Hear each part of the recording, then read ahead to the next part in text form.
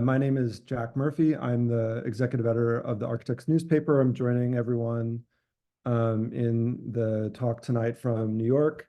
And I'm really excited to introduce tonight's lecture by Daniel A. Barber, Thermal Practices, a Projective History of Architecture and Climate. And I'm really thankful to Daniel for making time to share his work. This lecture is part of the photography show Beautiful City, Empty City by photographer Leonid Furmansky, which I curated. That's currently on view at the Architecture Center Houston. And the images on the walls there are the inspiration for the related programming that has expanded and extended the buildings that are captured. Earlier this fall, we heard a lecture from Jessica Varner, who shared her research on Torkel Korling's photography of Dow Chemicals ethylene facilities in Michigan and Texas. There is a walking tour led by Stephen Fox and a lecture by Jesus Vasallo, and then joined in conversation by the photographer Leonid Furmansky. In case you haven't seen the show or aren't familiar with it, I'll go through some images quickly and kind of outline the premise for it. This show showcases photography made by Leonid Furmansky. These images, some of which you see on the wall here, largely depict the glassy gridded surfaces of high-rises in downtown Houston.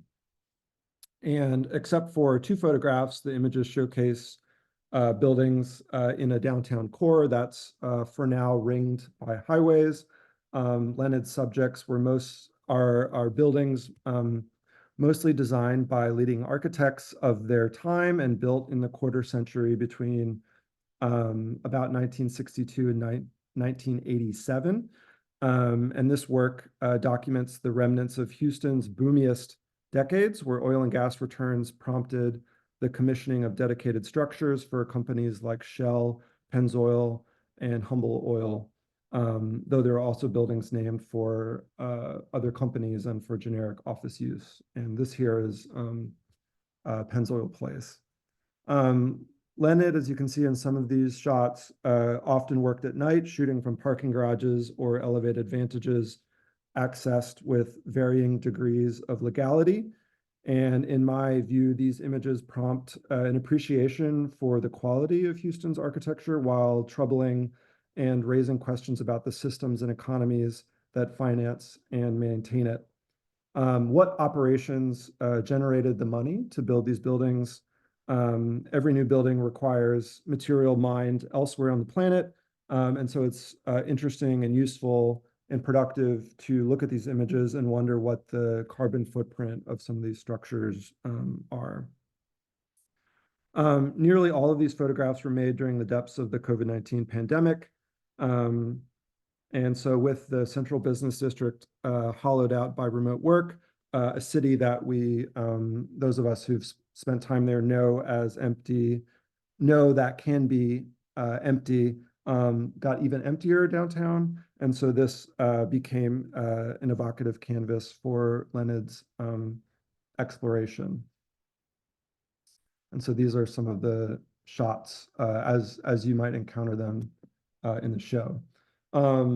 This image is particularly evocative. It makes the most out of Houston's kind of seasonal fog and the bulk of the Humble Oil building, designed by Welton Beckett Associates for Humble Oil, which completed in '62 and opened in '63. It's a particularly interesting building. It was built to kind of consolidate an oil company that was kind of consolidating under Standard Oil. And this image here is from a special segment of the Chronicle when the project opened to the public, where it describes the shadow of the building not only extending in Houston, but across the entire country. And as you can see here, the shadow being in this illustration, that of an oil derrick. The building uses sunshades across its 4 elevations. Its rationale, if you kind of read about it in the monograph about the practice, was about reducing air conditioning loads, a calculation that only partially accounted for the extra $1 million it would cost to build these. They're about 7.5 feet deep, these louvers across the facade of this 44-story building. The designers said that the sunshades would make the building more comfortable and they would make it better looking. And apparently, as the story goes, the treasurer said that these were sensible reasons, and so the design was approved. And you can see here in this feature from Architectural Record in '63 that the reduction of air conditioning costs is, in the deck of the story and in the press coverage. Part of the broader intellectual proposition of the show is to be able to see imagery of architecture in the same spectrum as the imagery of oil production and of energy production generally. This is an image from Humble Oil just across Galveston Bay from 1958. And so part of the imagination is that you can see this image and see images of buildings, headquarters, administrative centers, and make the connection between the two. Just behind this building is the headquarters now for Chevron's Global Upstream and Gas. And then behind that was a similar building at 1400 Smith that was the headquarters for Enron. I'll end this kind of brief tour through the show with this photograph. It isn't in the show, but this is a night shot of a lobby downtown where you can see the air and the conditioning of the interior is made visible due to the condensation on the glass. And so this is a kind of image that will, I think, is relevant in the topic of tonight's conversation. And here, as I'll repeat, as we've heard before, that building operations account for about 20% of global carbon emissions. Embodied carbon is about 15%. And so together that's about 42% of global carbon emissions. This is something that a lot of architects are working on, and something that I think tonight's speaker is one of the leading voices in architecture who is advocating for dealing with this condition. So on to Daniel. Daniel Barber is a professor of architecture and head of school at the University of Technology, Sydney. His research and teaching focuses on how the practice and pedagogy of architecture are changing to address the climate emergency. His most recent book is the one you can see here, Modern Architecture and Climate, Design Before Air Conditioning. And that followed A House in the Sun, Modern Architecture and Solar Energy in the Cold War. His research on thermal practices is supported by the Center for Apocalyptic and Post-Apocalyptic Studies at the Universitat Heidelberg, the British Academy, and the Guggenheim Foundation. And he's the co-editor of the series After Comfort, a user's guide, which has started now in Efflux Architecture. And that series, which he is co-curating, has just celebrated launch events in Brussels, in New York, and in Los Angeles. And just kind of to wrap up, I'll note that Daniel also has an MFA in photography. And as I recall, previously worked as an assistant to the photographer Richard Barnes. So I think his trajectory and his expertise resonates with the images that are in the show. And so I'm really thankful that he made the time tonight to share his work.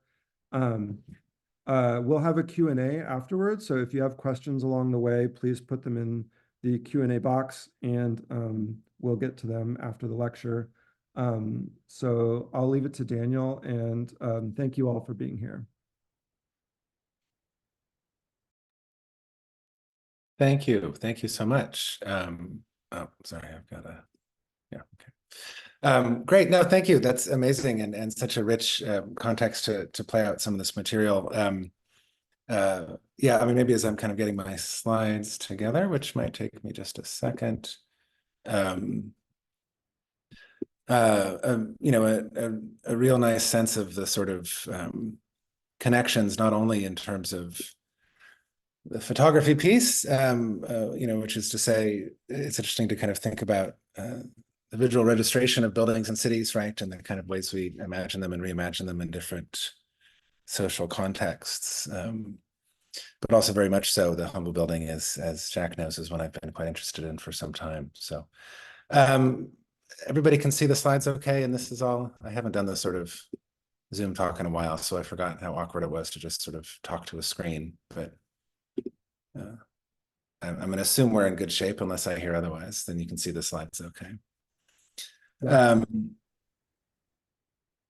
So it really, in many ways, the intro and the photographs, and again, I really wish I sort of, could have seen them in person, bring out three elements that are very much of relevance to what I'm going to talk through today. And I thought I'd just kind of highlight them as a kind of first of a couple of preambles I might play out in order to get to some discussions of what I'm calling thermal practices. The first is the kind of the blankness of the kind of empty space. There's an amazing book by Thomas Weissman called The World Without Us. It was also, I think, a PBS or a National Geographic sort of special that imagines if humans just kind of suddenly disappear from the face of the earth, sort of what happens materially and kind of to our building stock, to our cities, to the world around us, right? And one of the main things that happens is mold, right? I mean, as HVAC systems are no longer available to sort of manage the interior of a space, right? I mean, right now I'm sitting in a room that's completely full of sheetrock. Perhaps many of you are as well, right? As soon as the kind of thermal conditions are no longer optimizable through the mechanical system, once the kind of world without us moment has occurred, mold emerges, right? And it's sort of, that's the next phase of the world. So that's, I don't know, just kind of one thing I thought of when I guess seeing those empty cityscapes, was also thinking about how they would have dynamics on the interior.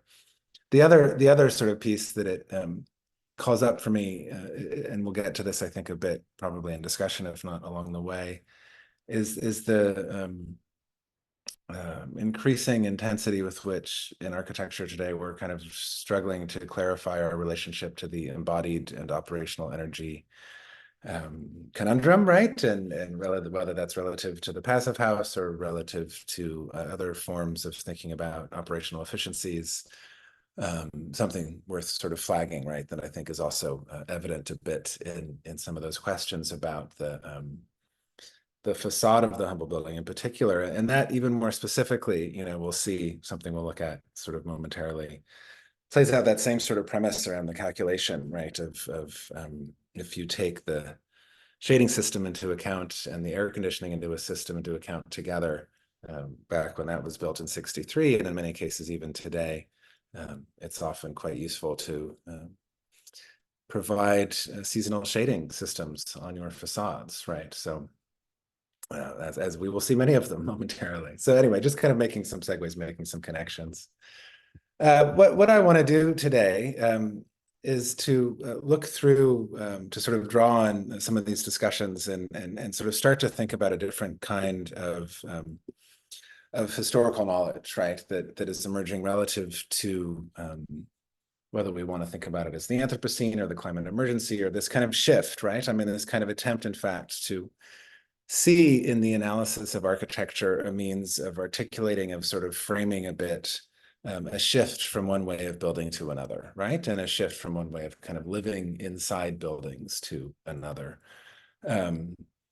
So how do we tell different stories? How do we imagine different histories? How do we recognize that to a large extent, the kind of history of the 20th century will largely be one defined more by, what we're seeing in this image in terms of the innards of our much beloved office towers and museums and houses and institutional buildings, et cetera, that it's in these spaces that sort of history has been made, if you will, relative to, of course, the emergence of fossil fuels in particular, and the relationship of all of this ductwork and its many ramifications, and design ramifications, how in effect this kind of air-conditioned mechanism, the fossil fueled HVAC system, has served to define the sort of technological trajectories and sort of modes of operation that we in the broadly understood sort of design disciplines relative to the built environment, right, that we've been working with, perhaps at times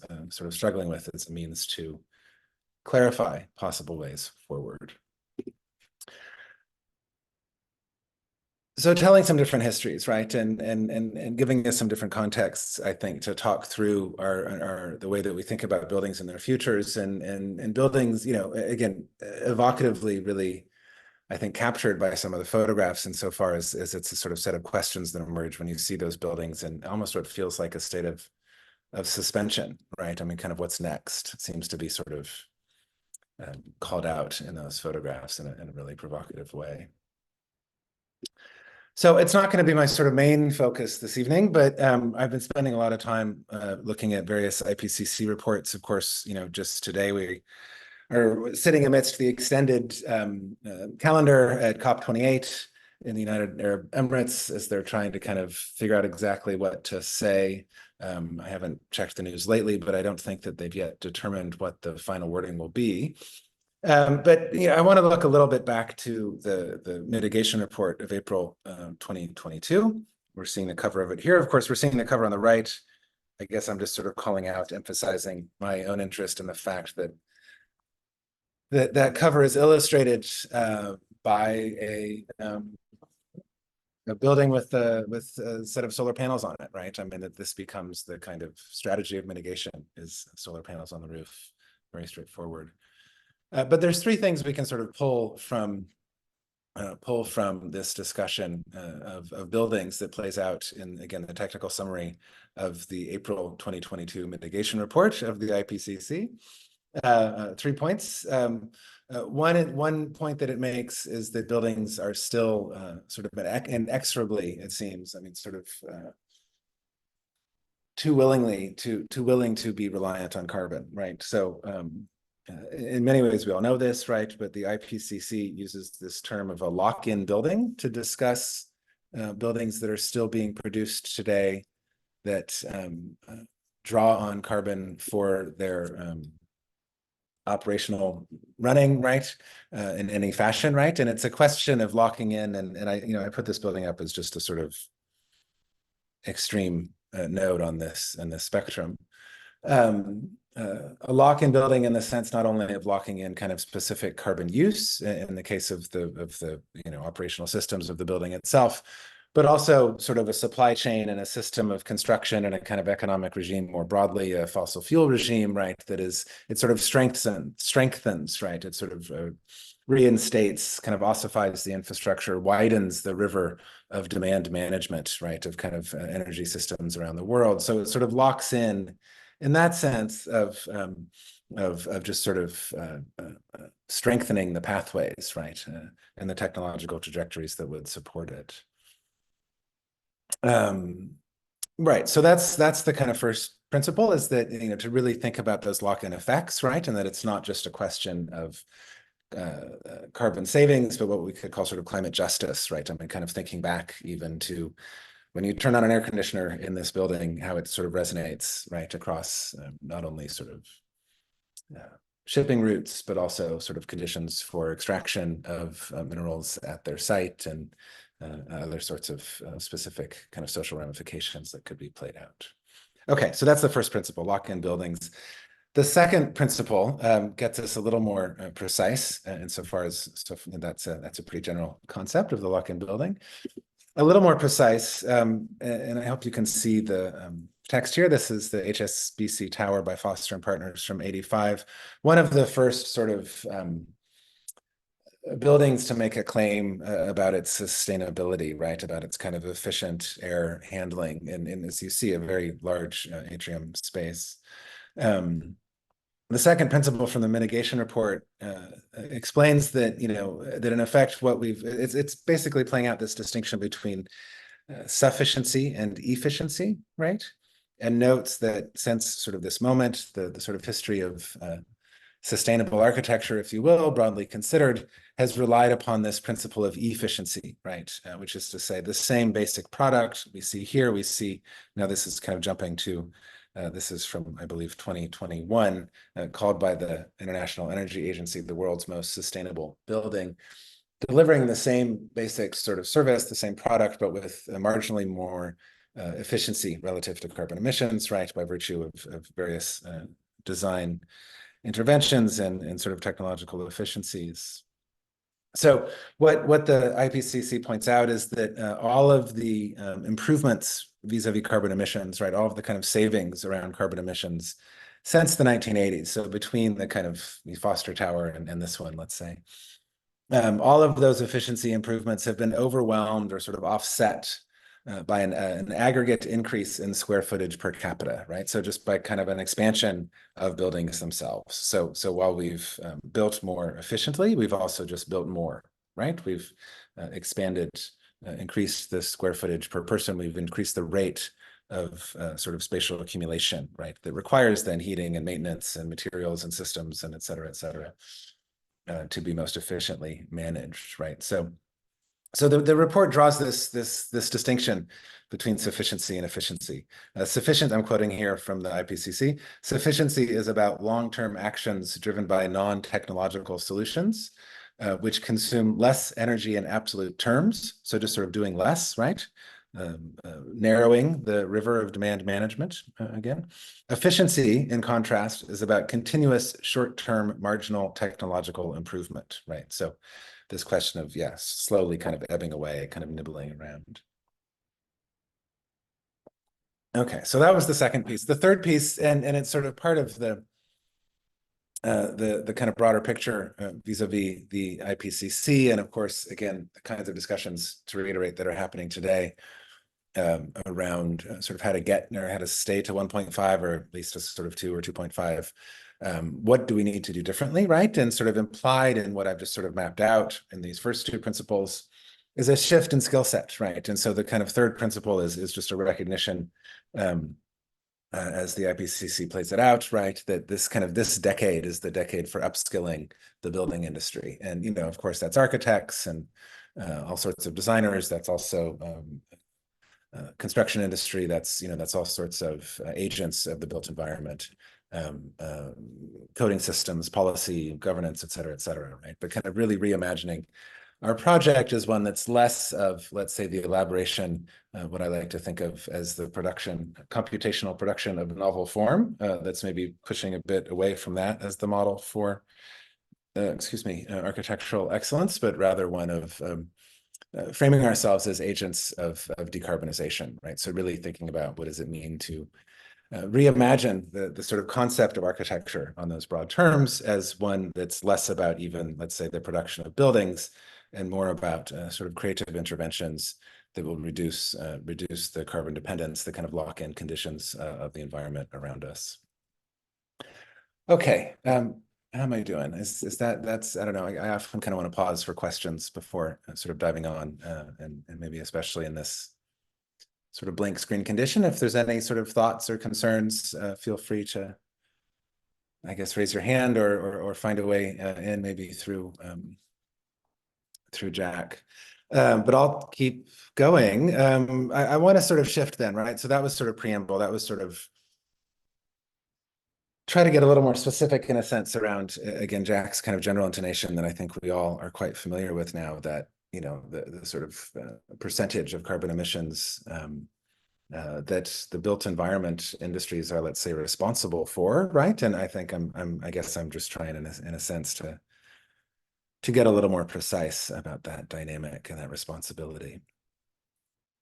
So I want to then jump in now to a sort of a set of historical discussions and you know that really play out some of these same ideas of sufficiency and efficiency that help us think also, I think, about a sort of shift in how we sort of imagine again the sort of role for the architect, right? Kind of what's at stake in the architectural context. I'm seeing a question. This might pop up on the screen for a second. Let me. Oh, chat is disabled. Okay, worry about that later. So to think about these two buildings, right, and to think about these different sort of, again, trajectories, as I've been trying to note, these different ways that we not only kind of think of these as buildings within a story, right? But think of how that story has been constructed, right? And sort of how by telling, crafting different narratives and kind of understanding things in different ways, we can likely think about different possible futures, right? So just a kind of reframing from the past through the present and into the future. Okay, so that's putting a lot on these two buildings, but we'll see what we can do. But I'm doing that on purpose, right? I mean, we've been talking about air conditioning already. We've been talking about these sort of relationships to climate. This is sort of one story of thousands in the history of architecture, but I think there's a kind of slippage that I already referred to. I already sort of suggested in looking briefly at this image, right? That there's something let's say operational here in the sense, or sort of there's a kind of lever here in terms of the transformation of how we understand the history of architecture, right? Which suggests a kind of sea change, right? Which suggests that we're trying to kind of talk about the discipline as a whole and not just these case studies, but again, a kind of reimagination of sort of what architects do built out of some of these historical dynamics where this was also on the table. Agents of decarbonization, again, yeah, as the kind of storyline to be told. So on the left is, on the left is the Equitable Insurance Building by Pietro Belluschi, often regarded, kind of seen as the first sealed curtain wall building. You can see, I assume, I always love speaking to a group of architects. I'm assuming you can read the section adequately to recognize that it is a very straightforward double glazed sealed curtain wall facade, as we see in, let me get to the right images. Right,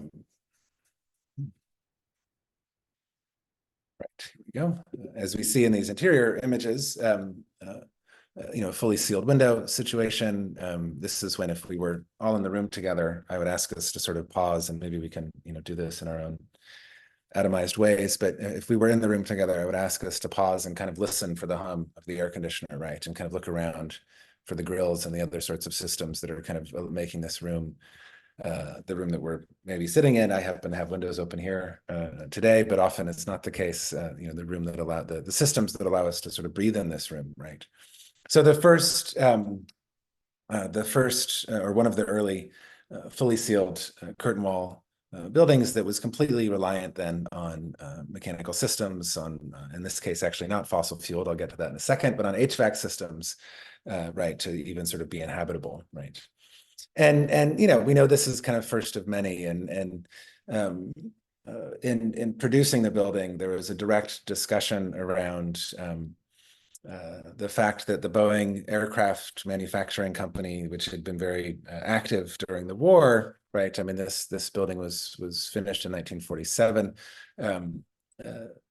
As the Boeing aircraft company was kind of dialing down its industrial apparatus, the energy systems, mostly from the Columbia River, but other sorts of energy systems that also were feeding into that dialing up of production, sort of had nowhere to go, right? There was this kind of very direct question at the kind of regional scale of, we have all this energy, what should we do with it, right? And Belluschi sort of seeing this building as an opportunity to sort of absorb some of that so-called surplus energy, right, or kind of excess energy. And as he wrote about it at the time, and I think in a way that's very telling, although, right, as he wrote about it at the time, he said, how do we sort of craft the conditions to extend the state of emergency, right, relative to energy provision, right, which is to say extend the kind of wartime footing around energy production. How do we sort of maintain that capacity and that throughput, and that, again, that kind of keep widening the river of demand management, right? How do we sort of construct a system that allows us to do so? So it's to recognize that, that this building was very energy consumptive, but was so on purpose, right? Was so because that was seen as a sort of part of an economic project of wartime recovery and of sort of taking advantage of some of the opportunities that had emerged during the war. Maybe the most famous of its kind of analogs is this tower here, I assume known to many of you. Again, if we were in person, I would tell the story of when this building was analyzed in about 2009 and rated on a scale of 0 to 100 for its kind of relative environmental performance. And I'd ask you all to guess how low that performance was on a scale of 0 to 100, and it came in at a 3, right? So, it's again a recognition not that Mies van der Rohe was somehow inadequately prescient in understanding the environmental dynamics of the decades that would follow him, but rather a recognition that part of the project of building such as this, part of the project of, we could say, modern architecture more generally considered, and I'd be happy to back that up in various contexts. Part of its project was to use energy, right? Was to increase the throughput of energy. This was kind of part of the modern idea, was that we had concentrated energy available, and so let's dial it up and let's see what it can kind of do for us as a society.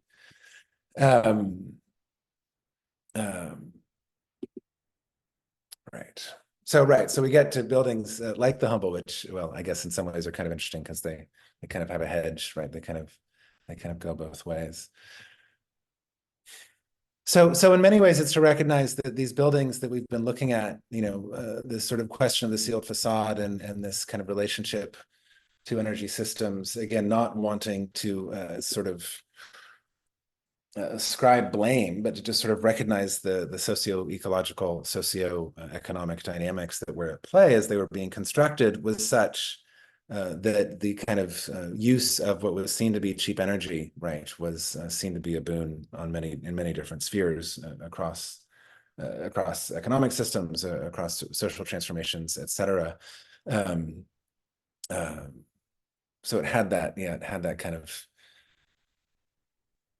broader thrust that was sort of, again, really trying to imagine a new world, right? I mean, trying to see how this kind of different relationship to energy would create a different relationship to the world more broadly. And I'm just trying to use some of these terms a bit carefully because, of course, this was a time when the concept of environment, broadly understood, or as we understand it today, right, was not really one that was quite, that was not quite yet in use, right, until the early 60s. And so there's a kind of understanding of the thermodynamics between the interior and the exterior that's not sort of read through a broader environmental discourse, right, but that has to do with this kind of instrumental piece around energy.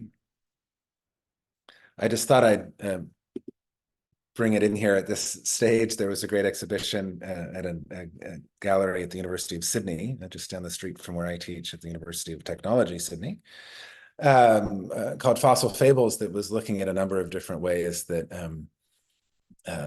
fossil fuel stories were kind of emerging. And you can see in this image on the right, maybe you can see my cursor, it's a sort of relief system of using coal mines as molds across one of the river valleys just north of Sydney. And then, of course, as you see the Humble logo and their advertisements from I think it was the early 70s, when they're sort of, celebrating the fact that they can extract enough oil in a day that would melt a glacier and so on, with kind of the ironies that persist from such discussions. So, okay, so one trajectory that we see sort of formalized, if you will, in the equitable building, one trajectory of architectural knowledge. So now let's look at the other side. And again, lucky to be in a Zoom room full of designers that allow us to kind of talk through this in some, I mean, I don't want to say technical detail, but at least with access to this image that not everyone might have. So to really to think about this is a building built in Brazil, in Rio, in 1945 by the firm M.E. Roberto, three brothers, two of whom had trained under Lucio Costa in the brief period at which he ran the architecture school in Rio. Sort of built in, or what's the word, sort of brought in, I should say, sorry, to a kind of discussion around modernism, in part through that sort of design legacy of working with Costa, and then in part through a sort of relationship to the changing dynamics of the Brazilian government at the time, which were becoming more and more authoritarian, but let's just say in doing so, providing opportunities for growth, right? And looking to architects to, and we'll come back to that issue in a moment, but looking to architects to present Brazil as a industrializing economy, right? To sort of quite literally give it a new facade, right? Give it a new sort of face in the international scene. So what we see here, right, is in a condition that's somewhat less energy profligate, right? And I mean, there's a whole other story around the history of Brazilian energy that has to do with natural gas, and then more recently about offshore oil and Petrobras as the center of both energy production and government corruption, but we won't tell that story tonight. Recognize instead that we have a sort of a set of challenges to say if we don't have the capacity to air condition the interior, infrastructural or sort of material supply chain wise. So how can we begin to construct an approach, a sort of method that allows us to manage again this relationship between the interior thermal environment and the exterior on other terms? And it's always a bit funny walking through some of these slides because today we kind of know this stuff, right? I mean, we kind of know we can kind of imagine dynamic facades by virtue of many different elements, many different examples over the past few decades. But so we're starting to look at how that information started to get played out in the early 40s. But we see a kind of dance, right? And we imagine that you would sort of wake up and open the sash, perhaps to get some fresh air. You'd certainly sort of have these fixed vanes to keep you not too hot at noon. You'd have your sunscreen you could pull down at 6 if so desired, other sorts of adjustments available, right? This sort of choreography almost, a kind of way of life that's being scripted, a thermal practice, if you will, that's being designed by the architect in order to allow for a different sort of practice to emerge in the interior. And that helps us, I think, to kind of think through really the substance of some of this difference and the sort of shorthand that allows us to cycle back to some of the earlier points that I was making about sort of lock-ins and other sorts of patterns that we're trying to disrupt, is that when we really think about the way that architects have the capacity to kind of script that interior or that set of engagements to sort of choreograph again the line between the exterior and the interior, it gives a different sense of the relationship of those supply chains and how they can be kind of opened up perhaps or kind of reimagined on different terms. So just a few of the projects that the Roberto brothers did in this context. And we see both the kind of projects themselves, again, this sort of face of modernism as I was trying to play it out, and as well, even this kind of display. I mean, this was the sort of photograph taken for distribution in French and American architecture journals and many others, sort of showing the architects lifting up the facade system, lifting up the louver to activate the facade system. Others where they're, you're really mapping out all these kind of different layers of adjustments, right? You have them going different, 45, 90 degrees, et cetera, different angles, different that slat up and down, kind of 6 or 7 different sort of mechanisms of moving the system around. Here, a really straightforward one, you have horizontal slats and vertical slats, and you can sort of, allow them to interfere and then even further increase the shading or sort of stack them together. And then if, other versions of this, I mean, just to kind of build out very briefly the kind of database a little bit. Costa's Park Higinley, using these different Kotobo systems to sort of different almost kind of pockets of them as they shift around. And then, Afonso Geri's Modern Art Museum, where, as you see, the kind of entire, this is during construction, but allows you to get a sense of how the sort of entire thing was a shading system.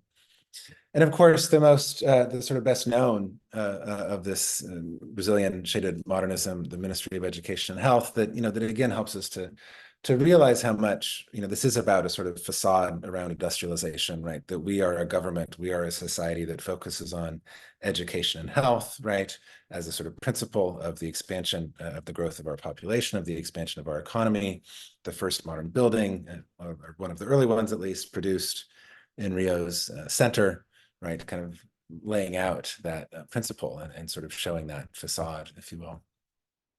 And many of you may know this building, right? These louvers are movable, although, it also helps us to understand that in many cases, it's largely these Brazilian shaded buildings, well, as we'll see, the shading was largely about daylight. Heat was quite difficult to manage, not to mention humidity, as many of you know. So there was a kind of sense by which as air conditioning emerged, again, I'm jumping ahead, as air conditioning emerged, these came to be seen as increasingly inadequate. Before I jump to that, just to recall or just sort of parenthetically assert, I guess, really more that this was sort of based in discussions with what we would now think of as climatologists or climate scientists, right? Individuals who were examining the relationships of the sun to the climate systems in a place like Rio. Rio, of course, a very challenging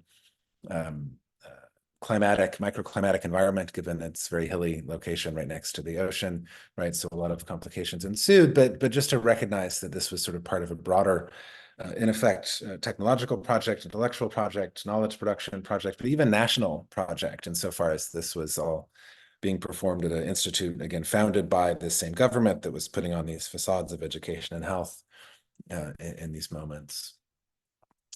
So I'm kind of rushing through some things a little bit. I want to get to some time for discussion. But in a way, you know, I've already tried to kind of map out what might seem like a sort of moral tale, right? What might seem like a sort of sense of the sealed facade that is, you know, kind of turned us all into kind of button, you know, knob turners, that we don't have a different sort of embodied and engaged relationship with our facade system, right? Much as the one that's sort of choreographed that I was talking through a second ago. So, you know, we almost have this sense of the sealed facade on the one hand and the porous facade on the other, and this sort of recognition that we can have a different relationship, structure a different relationship between interiors and interiors through these different facades. But I'm also trying to keep us attuned, if you will, to the kind of geopolitics, for lack of a better word, and the kind of extent to which these buildings, no matter what they might have claimed or look like today, tended still to be in the service of increasing energy demand, right? And so it would, just to say oddly, and I'd be happy to kind of tease this out in more detail, but even those buildings that are saving energy, you know, as we see in Brazil, or and we'll clarify this in just a moment, but you know, even those buildings that we see as opening up this trajectory that's more energy sufficient, right, in terms of kind of needing less cooling by virtue of its shading dynamism. Even in those cases, we see an increase in energy throughput, as I'll clarify in a second. But we see it very directly here, right? We see it very directly in this sort of related building, and this is in part to recognize that these shaded towers were not exclusive to Brazil. The whole sort of emergence of a shaded modernism in the 50s and 60s is in large part the subject of my book, but it plays out in spaces such as West Africa, the Middle East, not to mention the south of the US, as we saw with the Humble Building, and many examples in New Orleans. Other cities, and other Houston and Dallas, and other cities in Texas, Southern California, et cetera, et cetera. You know, a whole sort of world that emerges by which we recognize that part of modern architecture's sort of promise, as it you know, moved around the world and became accessible to different cultures and different regions, it was a kind of a two-step dance, right? It was kind of like we're bringing all of these materials and systems and ideas. We also wanted to kind of find a way to use them to maximize their climatic adaptability, right? So there was this kind of sense of part of what modern architecture was trying to do was to sort of move around into some of these post-colonizing kind of, you know, not quite consolidated economically spaces, and sort of use this shading mechanism as a means to sort of get in, let's say, a bit before even some others could, right? So a kind of avant-garde in the sense of a kind of leading edge by virtue of a capacity to manage climate, right? So a kind of shift of that narrative a bit. Here, just while I was talking about it, one of the New Orleans versions of Fixed Louvers by SOM outside of New Orleans, and you know, we could see different examples across the world. Here's Joseph Louis Sert in Cambridge, not exactly a tropical zone, but nonetheless an attempt to sort of manage some seasonal variation in temperature through a careful placement of shading screens. Right, but back to this image, which I'd had up for a second, and just to clarify this last point, and I think then move on. You know, this British Petroleum House, designed by Friedrich Drake and Lasdon, opened in Lagos, Nigeria on October 1st, 1960, which was exactly the day that the British government sort of, let go of its colonial control of Nigeria, right? So kind of BP coming in as almost a kind of handshake, as a kind of takeover, and the kind of capacity that, again, we see these buildings as this kind of avant-garde of a different type of corporate rather than government forms of sort of colonial management and occupation.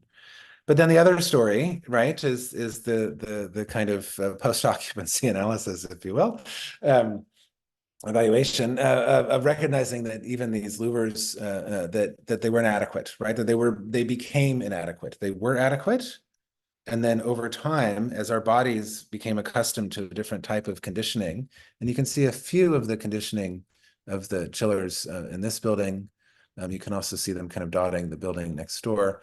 We see them as well in, this is one of the Rio towers, right, where they were kind of showing this dynamism, and here we see that's all been stripped out, right? This kind of curvaceous facade kind of following the sun is now just a kind of awkward little dimpled space of in-window units. And in this one, where I sort of celebrated, right, all the different kind of gestures that one could make through the shading screen, we see again everything stripped out to just be overwhelmed by these chillers and their electricity and water retention, et cetera, moving hot air around.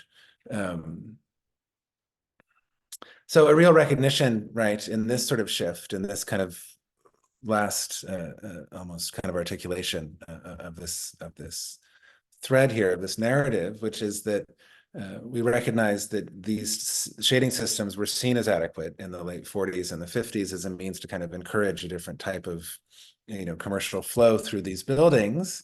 But that adequacy was sort of overwhelmed by the air conditioner, right? And now we come to recognize that we have been conditioned, in effect, right? We have been subject to a sort of transformation to our sense of selves and our sense of kind of physiological health and optimization that has made it such that we anticipate a kind of consistency of temperature, a consistency of experience relative to our thermal interior that makes it very hard to even today, right, to move past the kind of proliferation, the expansion of the air conditioning unit.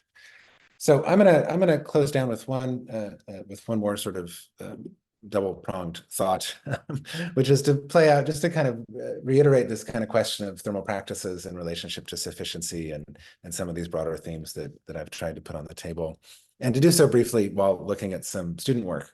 I teach a course called Before and After Air Conditioning.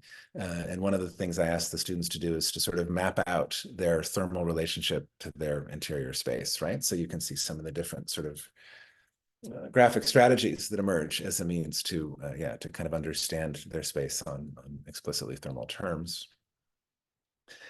But it allows us to see as well, right, that when we're talking about this question of thermal practice, as I tried to emphasize, kind of looking at that Brazilian section, there's a real sense of both, two practices, right, of the kind of architect developing a design practice that articulates a certain approach to the space and a certain, again, relationship between the interior and the exterior, that the architect is in effect designing, right, that thermal condition. And even though we've become accustomed in different ways across sort of different regulatory regimes to ascribing much of that knowledge to the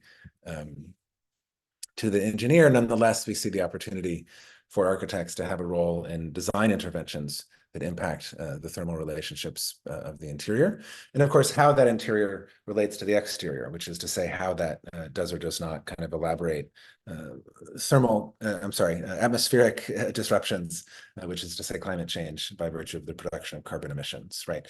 So the architect has a practice that is focused on providing a context and a sort of venue, right, and a sort of stage on which then the inhabitant or the user or the resident can find ways then to sort of elaborate their lives in such a way as to develop their own practice that interacts with that sort of condition that the architect has provided in such a way that they can best, again, kind of activate the space, activate the system with minimal demands on the sort of carbon accounts. So that sense of thermal practices, right, that's about both design and use, that's about a sort of relationship to emissions, right, that is a bit consumed with urgency, right? In the sense of what can we do now, right? But that's also trying to kind of develop it through some sort of thick infrastructures of, kind of different ways of life.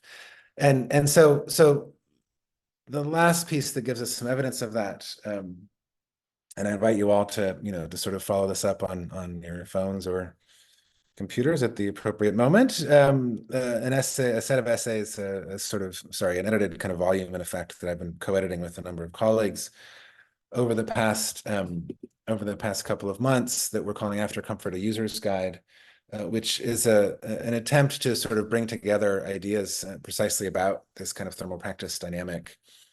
How can we sort of design for the activation of thermal spaces on different terms? And just to look really quickly at Alexandra Kedziorik's The Closed Home in this regard, sorry, The Clothed Home in this regard.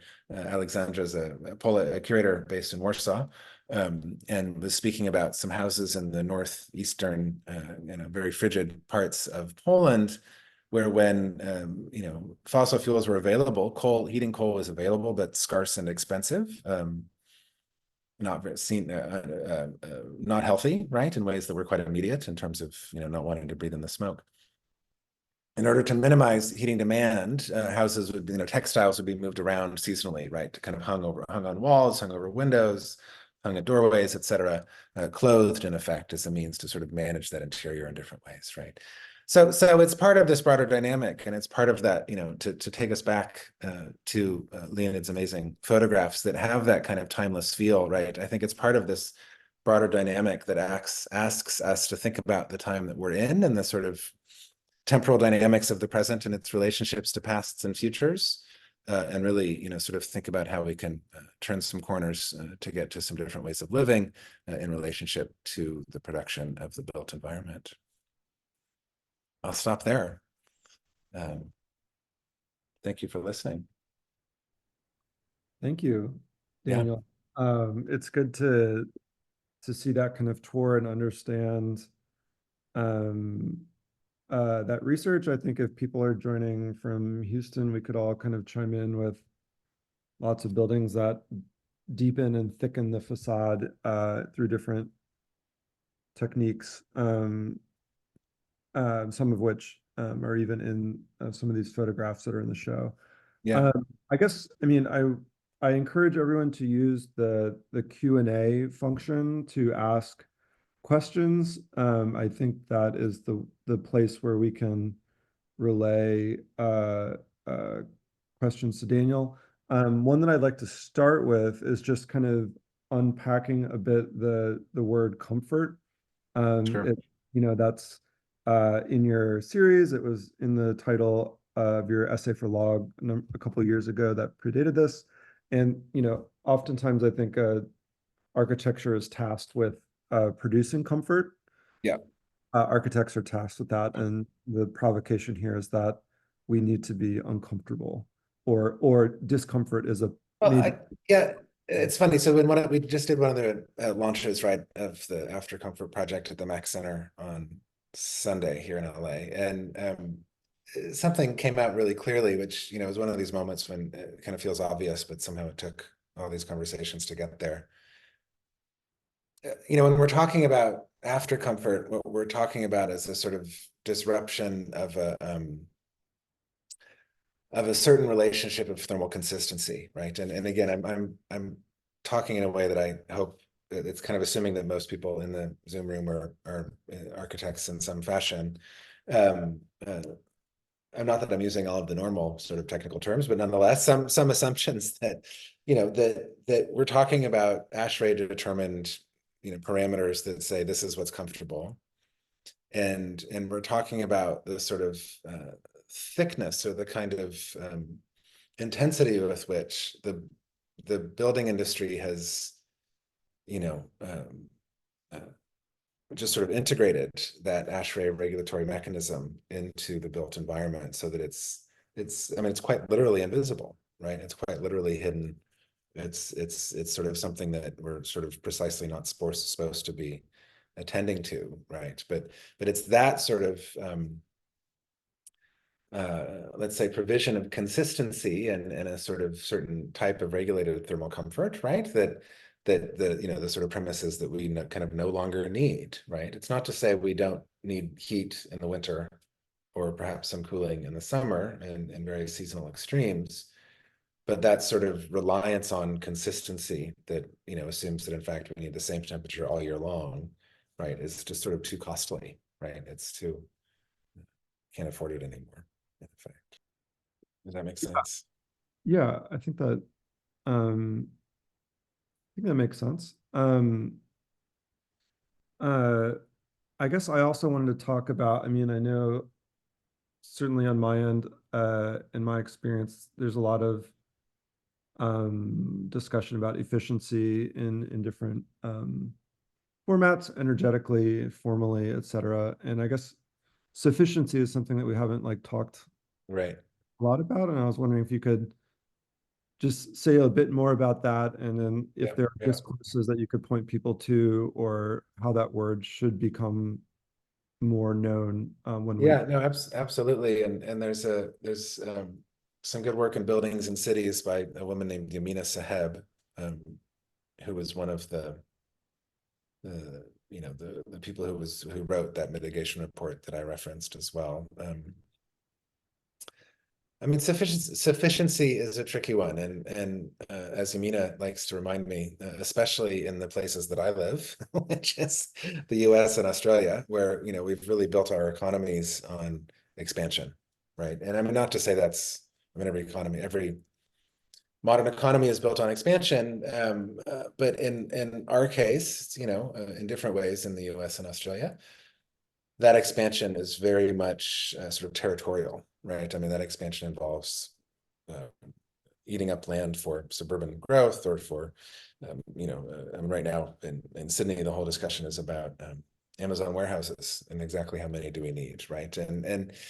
So to think about the ways in which these economies have been organized towards this sort of, according to this kind of expansive premise. How do we begin to think about those parts of the economy where we can sort of have well-being and sort of, not experience hardship, but not necessarily need as much, right? And so it's this, and it is a question of adjustment, right? And I'm trying really hard not to say degrowth, right? But I just kind of let it slip, right? But it's, it's just this kind, which, and degrowth itself is not a kind of anti-GDP growth per se. It's to say that there are certain benefits from reorganizing the economy and is in a sort of horizontal manner. And one of the results of that could be a decrease in GDP, right? But it doesn't mean that that's kind of the goal.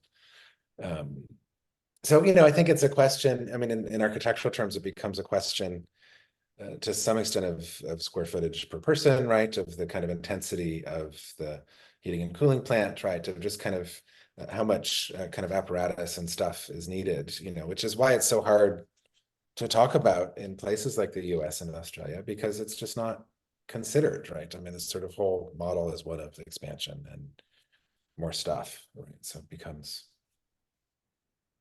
difficult to manage. Yeah, we could talk about degrowth, but I wanted to get to one question that's Yeah. here, which is Kenneth asking, how do we start to change the expectations of the people buying a building? And Yeah, it's funny. We had a similar question about this in again at the opening here, and it led to some really interesting discussion. Which is to say there's kind of one model that says, the electric car seemed like a weird thing, whatever, 2 years ago or 10 years ago. And now it's like, if it's not electric, it's not cool, right? I mean, there's just kind of no, like, there's that kind of taste, that kind of shift. But I get a little anxious about that model, in part because I think that if the electric car should not be our model, right? I mean, the electric car is the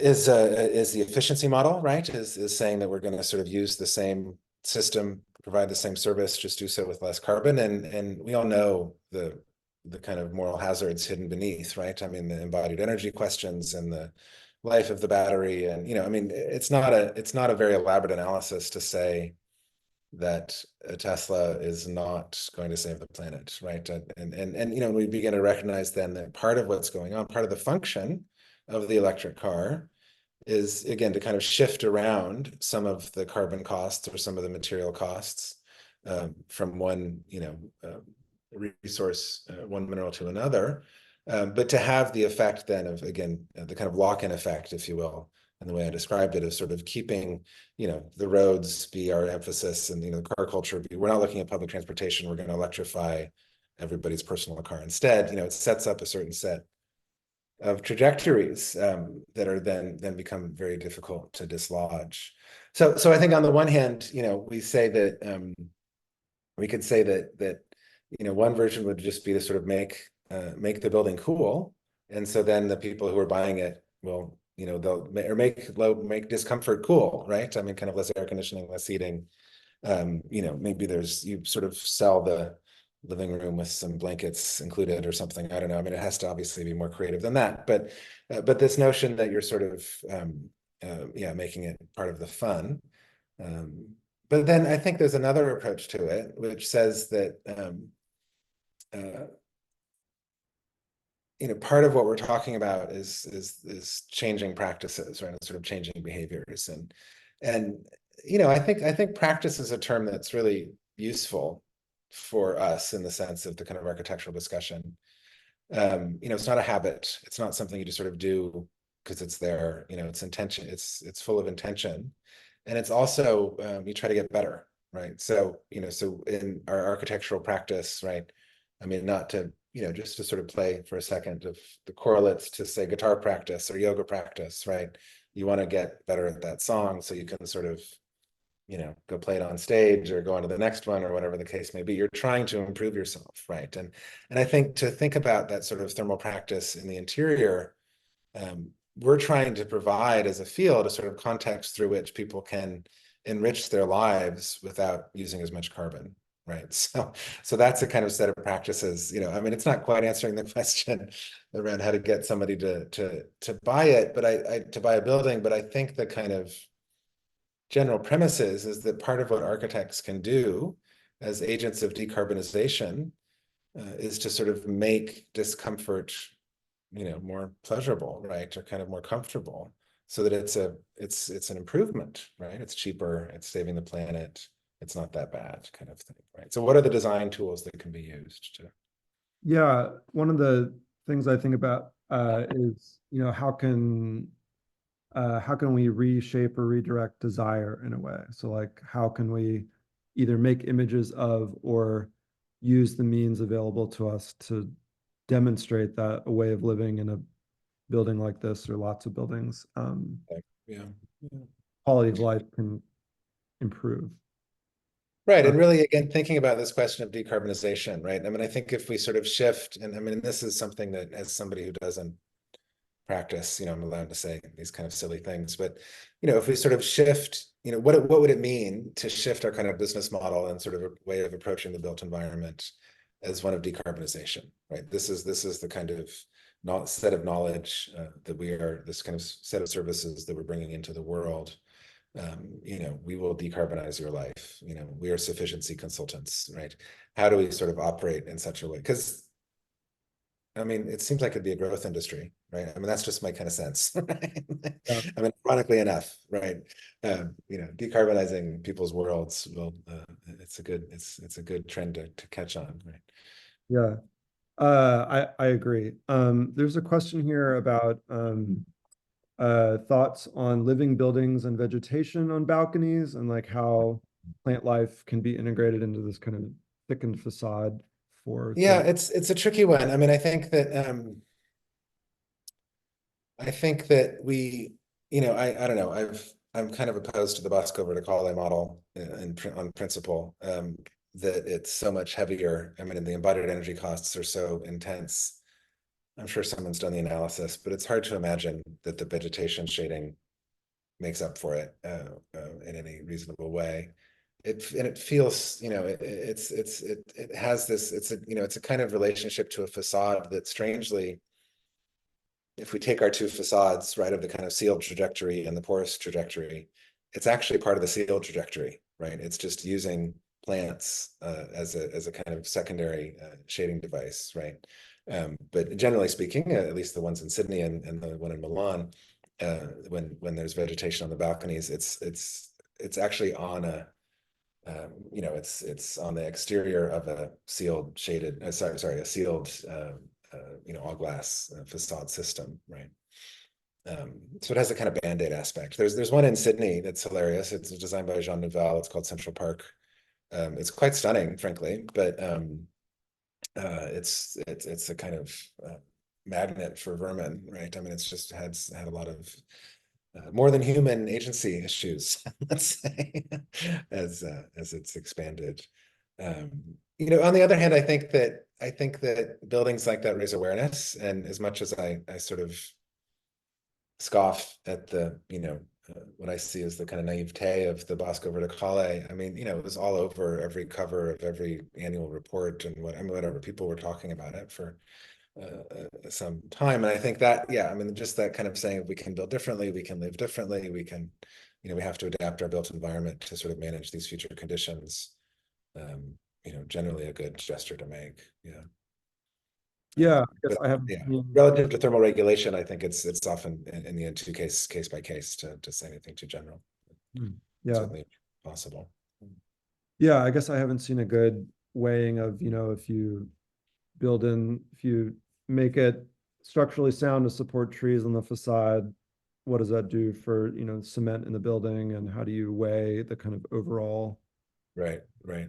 analysis? I mean, Yeah. I was just at a house by I was in Milwaukee, doing some research and working with some colleagues there on a Midwest Modern project that they're putting together that includes looking at some relatively unknown Milwaukee architects, the Leanhoots, Willis and Lillian. And one of their houses was designed in such a way that it was so obvious that this huge oak tree in the kind of backyard, or the kind of back, you know, it was quite a yard, would shade in the summer, right? I mean, there's that kind of basic principle of you know, designing according to shading prevalence, but it's obviously more complicated in the inner city. Yeah. Another question here from Paula, who likes the idea of upskilling the building industry. So what are ways that this is happening now? Like, do you have case studies or people doing this, and how could Yeah. we do more of it in the future? I mean, you know, I don't know enough about the kind of Houston scene, let's say, to you know, provide sort of practical information. I mean, I would say I'll answer this in two ways. I mean, on the one hand, I think architecture schools are in a state of existential crisis in a good way, you know, and actually, thanks to Architects Newspaper for the sort of series of sort of new dean interviews a few months ago that was quite compelling in terms of mapping out I mean, not, you know, the ongoing crisis or whatever, but the challenges that we face as in running architecture schools. You know, because they're changing, because the needs are changing, because the needs of the industry are changing. And it's quite similar, I think, to the computer in the 90s, right? When on the one hand, there was this kind of firms looking to the, you know, the industry, if you will, looking to the academy to say, you know, can you help us out here? Do you have, you know, I mean, in the computer situation, it was pretty direct. It was like, you're training people to use the software. We will, you know, hire them in order to take advantage of those skills. I think with decarbonization, it's a bit more complicated. On the one hand, sort of in principle, because the sort of premise of the computer was that it was going to increase profit margins, right? It was, I mean, it was going to do some cool stuff, but it was also going to, yeah, optimize the workforce, right? Whatever, sort of do things that would improve the bottom line. That's not, you know, it's not always what decarbonization seems to hold out in a given project, is that we will, you know, that this will somehow increase your profit, right? And not to say that's the only thing people are concerned about, but it's just a different dynamic, right? It's not as sort of as much excitement, but nonetheless, I think firms, industry looking to the schools to say, sort of bring us knowledge, help us understand what's coming around the corner. So I think it'll be interesting to see, again, a sort of general answer to this question, sort of how architecture schools are reframed in the next, you know, kind of 2, 3, 5 years, and how what that means for upskilling in the sense of, I don't want to make any assumptions, but if you're an architect who, graduated in 2015, then, looking back and seeing what's being taught and how it's being taught, you kind of think about ways of shifting your own practices. I think that dynamic is going to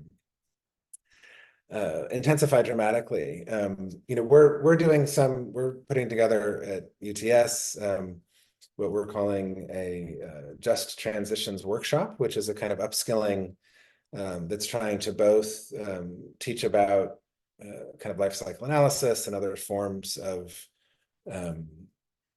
let's say, computational knowledge of carbon emissions and the kind of relationship of the building to the sort of carbon scenario. But we're also wanting to develop sort of conceptual courses and sort of give, these would be keyed towards the working architect, not only providing them with technical skills, but sort of ways of thinking about advocacy and working with governance and kind of other sort of modes of operation that are also about sort of climate justice and these broader imperatives for decarbonization. Yeah, but I don't know. I mean, I'm curious I'd be curious myself what might be on the table in your context, because I see it a lot. Different universities in Sydney, the AIA, which we also have an AIA, it's also called the AIA, gets a little confusing, but they're doing some sort of short courses, right? So I think I would hope that there's something around, or something that could be started. Yeah, I mean, I also think in a more like professional setting, and something I'm seeing is just a longer engagement of architects with the buildings they work on or design. So not just here's Interesting. the design, pay me, and I'm out, but I'm more of a consultant who might be engaged to do a new tenant floor or deal with troubleshooting HVAC, or kind of a more consultant-based model where your engagement is longer than just the commissioning of design. Yeah, that's really interesting. That's really interesting. There's a question here from Tim, who is asking, thanks for the discussion. He says, where would you place like the overcladding projects like those of Lakatan and Vassal, or the Dutch manufacturer Energy Sprong, projects that fall on the sufficiency spectrum? Yeah, just overcladding as a strategy. Yeah. Yeah, I mean, again, it's pretty case by case, and I mean, I tend to, I think there's good versions of it. I think a lot of Lakatan and Vassals are that. I think I think the real, the kind of thrill almost of Lakatan and Vassal winning the Pritzker Prize and the discussion of retrofit on very different terms, like almost immediately, right? I mean, like suddenly reuse, and I mean, the Bordeaux project, of course, being the most iconic one, I guess, almost, right? But so many kind of interesting elements there in terms of sufficiency, right? I mean, not moving the residents out, being able to build while they stayed in place, providing the kind of thermal buffer balcony that was also additional space, but that, it was not a kind of doubling up of apartments, right? It was not a kind of turning these, let's say, modest units into, it wasn't an expansion in square meters in that context, right? In a dramatic way. So I think that sort of basic principle, which of course Lakatan and Vassal are now the kind of flag bearers around, never demolish, right?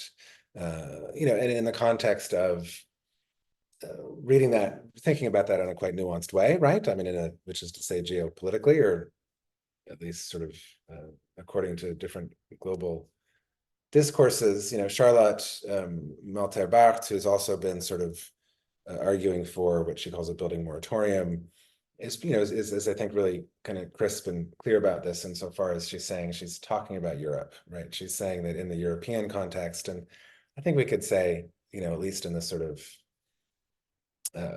major cities, of which I would certainly include Houston in the American context, Australian context, et cetera, this notion that we have sort of already built enough is a challenging one. And it's a challenging one because we also have in most of those places I just mentioned, a paralyzing housing crisis, right, of historic dimensions. And so, how do we really sort of take that in? That, we also know that, how many units are available are sitting empty, right? And we also know how much of this kind of housing crisis is not about supply, but about policy and approach. And so how do we start to really negotiate that?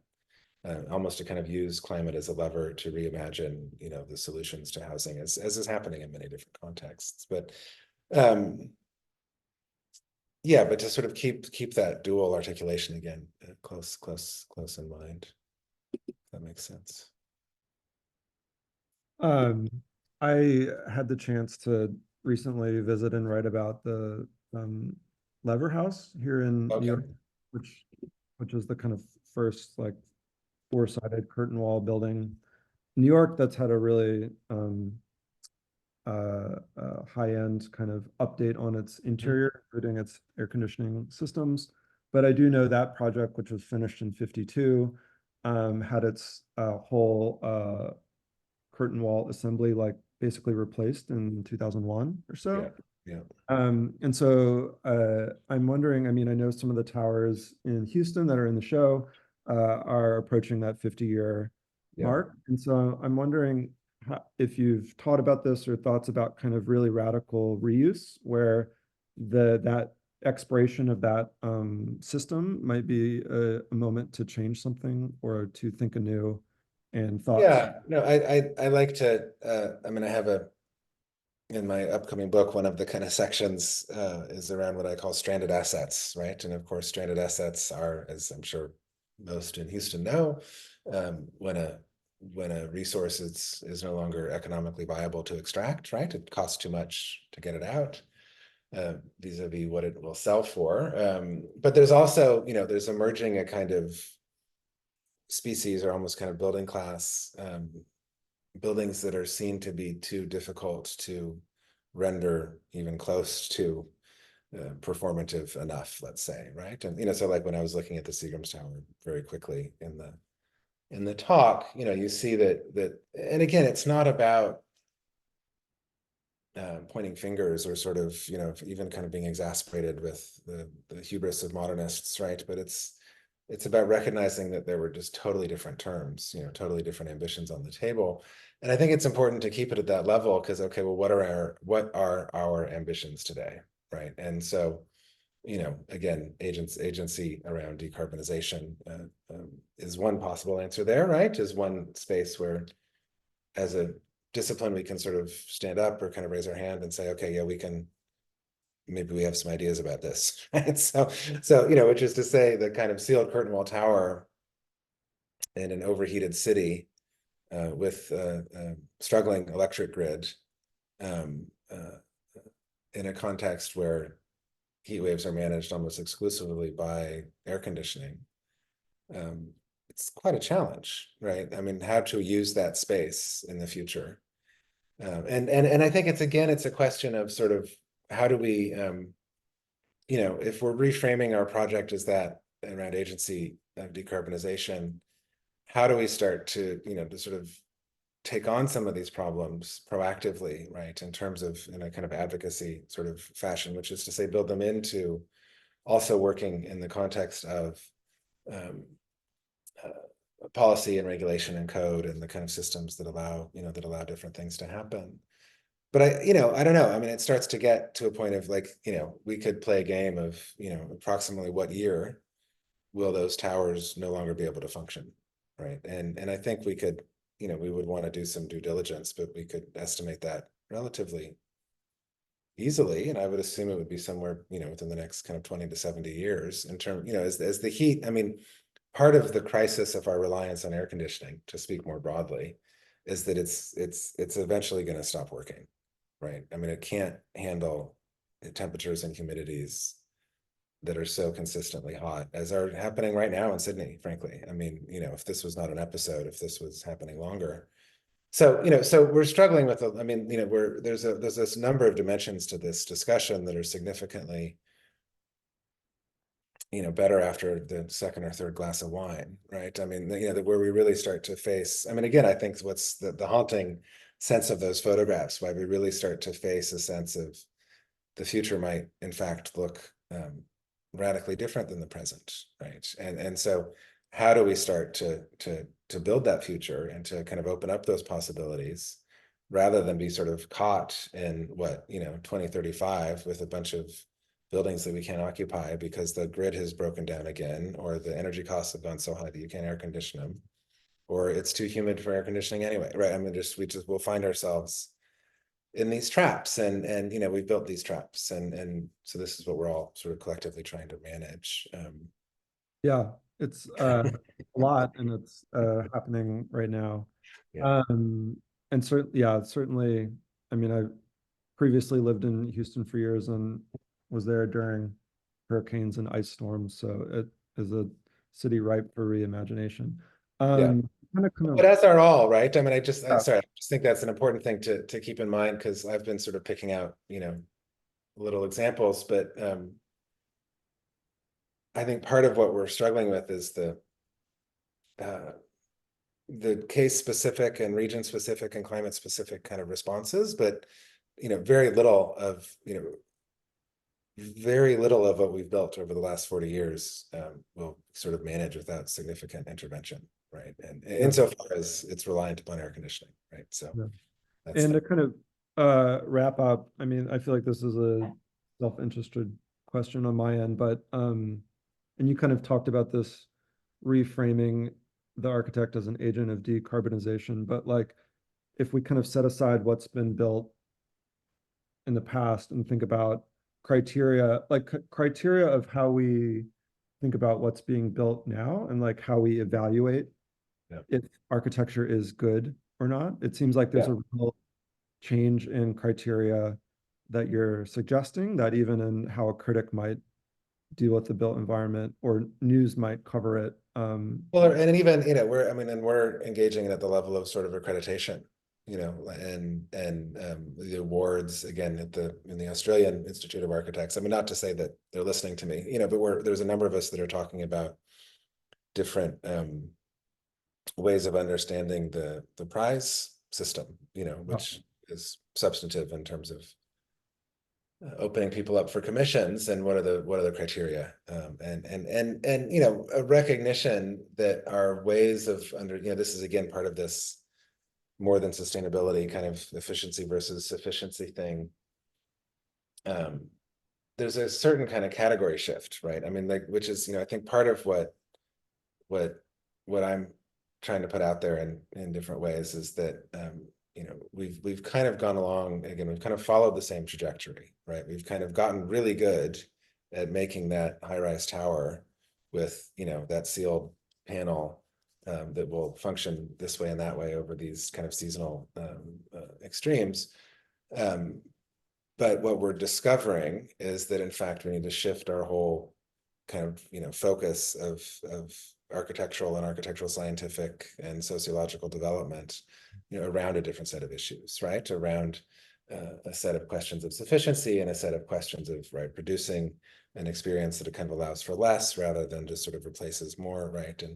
And so that how we sort of clarify and articulate that kind of shift, I think is part of what's really on the table. And I think that that opens up some avenues again for advocacy and for different kinds of building.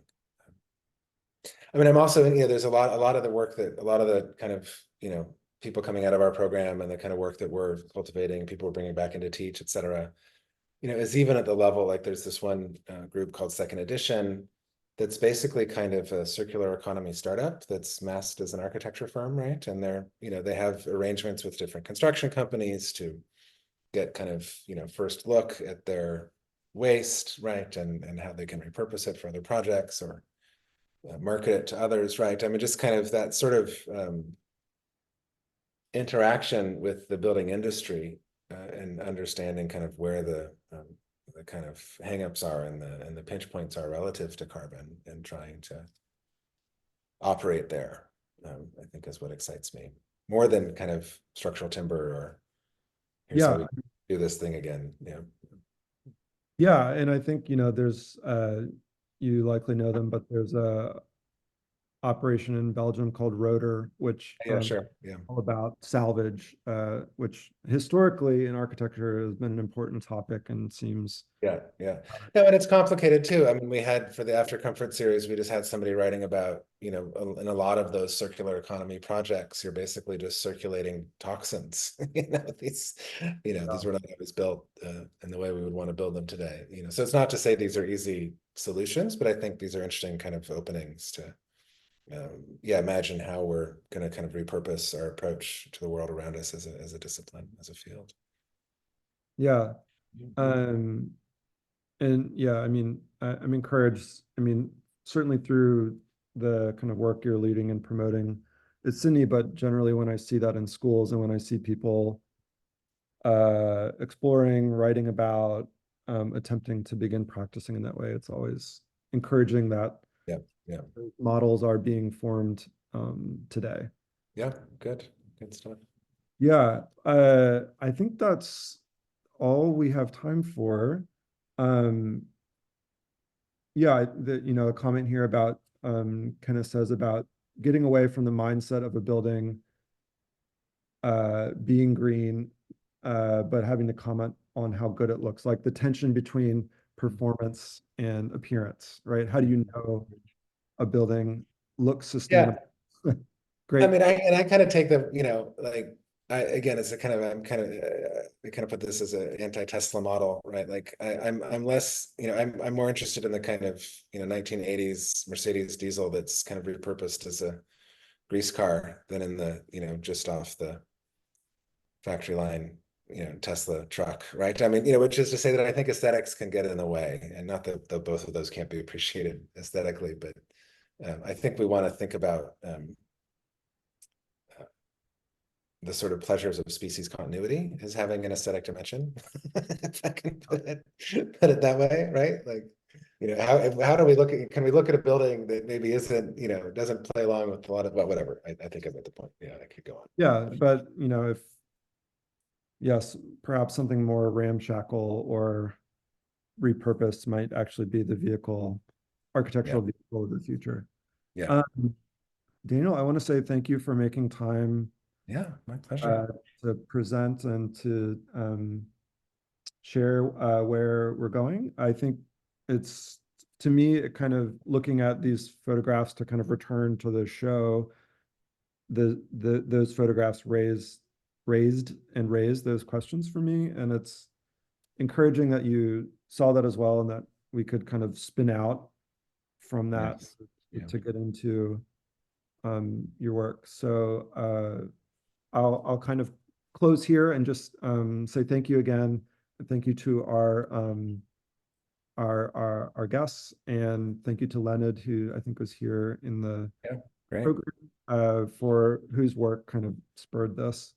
So looking forward to the next time to talk to you, and have a good night, everyone. Yeah, beautiful. Thank you so much. Thanks for the invite, and yeah, thanks to everyone for playing along.